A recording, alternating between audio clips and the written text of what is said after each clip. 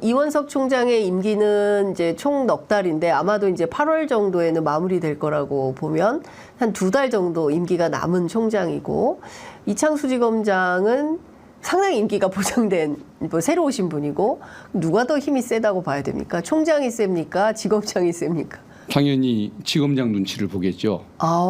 왜 그러냐면 검찰총장은 이번 인사에서도 패싱 당했지 않습니까? 예. 그렇다고 한다면 당연히 힘으로야 중앙지검장이 세다고 볼 수밖에 없는 그런 입장일 겁니다. 와, 직위는 총장이 더 높지만 힘은 중앙지검장이 더 세다. 공무원들에게 있어서 인사만큼 중요한 일은 없지 않습니까? 그렇기 때문에 당연히 중앙지검장의 힘이 더 센 것은 맞을 텐데 그럼에도 불구하고 어느 정도 기대를 해보는 것은 이것은 검찰의 존망이 달린 문제입니다. 검찰의 존망이 걸린 문제다. 끝까지 소환조사를 한다고 해도 믿을 수 없기 때문에 저희들은 특검을 계속 진행을 할 것입니다만 이걸 만약에 검찰이 소환조차 결국 못 오고 만다고 한다면 그 부르지 못한 검사들은 역사의 죄인으로 남을 것입니다. 그리고 검찰이 나중에 문을 닫게 되는 상황, 그걸 초래했다는 원망을 듣게 될 겁니다. 그렇기 때문에 어떤 자기와 검찰의 어떤 그 존속, 명예 이걸 위해서라도 거의 노력은 하긴 할 겁니다. 그래서 김건희 여사 소환조사 공개 소환이 이루어질까요? 많은 분들의 궁금증은 거기에 있습니다. 그래서 과연 검찰이 김건희 여사 공개 소환을 해서 포토라인에 세울 거냐, 세울 수 있겠냐, 이런 질문이 있습니다. 안 나오려고 하겠죠. 김건희 여사가. 그렇다고 검찰이 또 체포영장을 발부받아서 끌어올 수는 없는 것 아니겠습니까? 현실적으로.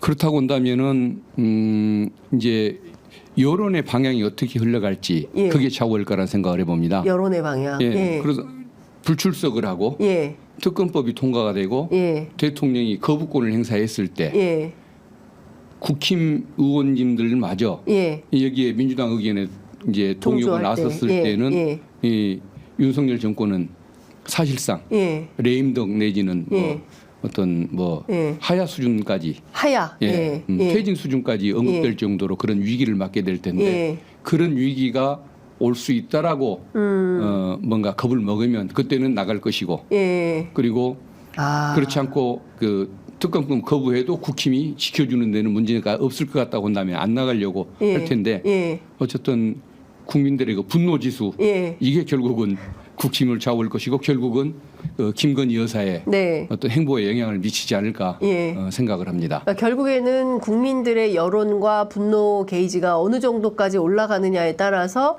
김건희 여사 공개 소환이 가능하냐 그렇지 않으냐가 결정짓는 분수령이 될 거다. 애매할 때는 뭐 비공개 조사도 뭐 진행될 수가 있는 것이겠고 아무튼 그 국민들의 관심 그거는 어떤 비판 이런 부분들의 그 정도에 따라서 좌우될 문제라고 봅니다.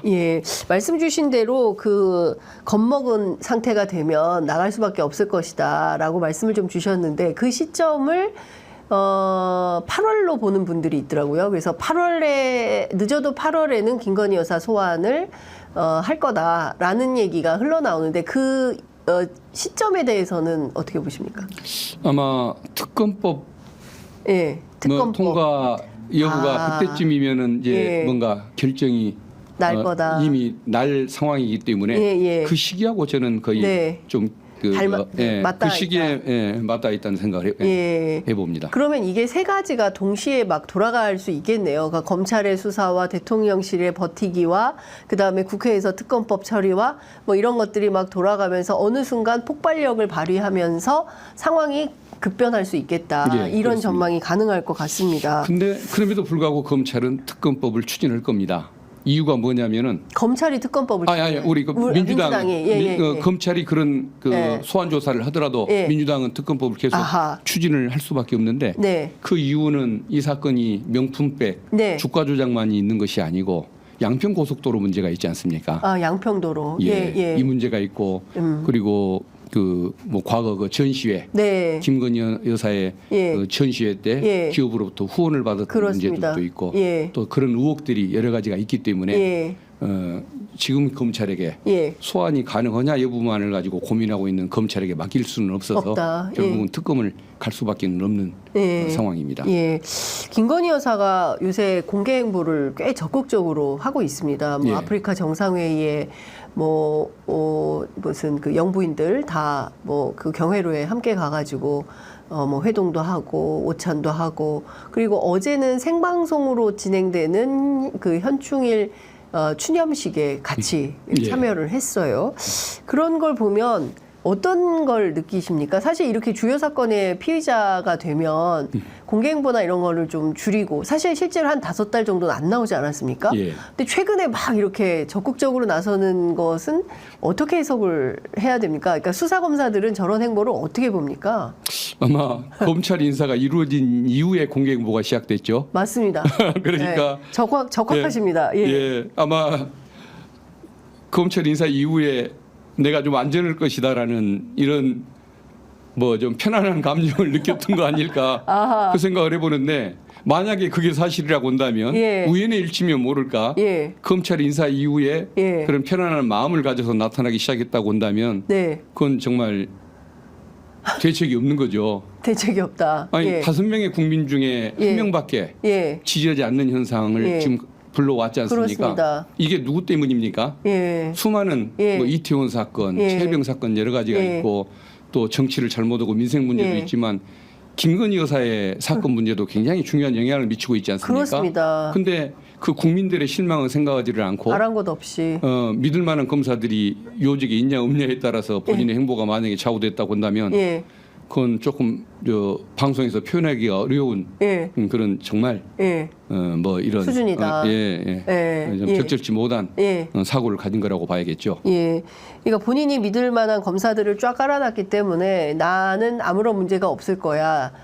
나를 수사하지 못할 거야. 나한테 뭐 공개 소환 이런 거 어림도 없어. 뭐 이런 방식의 태도. 그런데요, 국민들이 보기에는 최소한 뭐 다른 거 다 떠나서 이렇게 덮어놓고 명품백을 받은 것에 대해서는 뭐 설명이라도 해야 되는 거 아니냐, 사과라도 해야 되는, 그게 최소한의 어떤 인간된 도리 아니냐.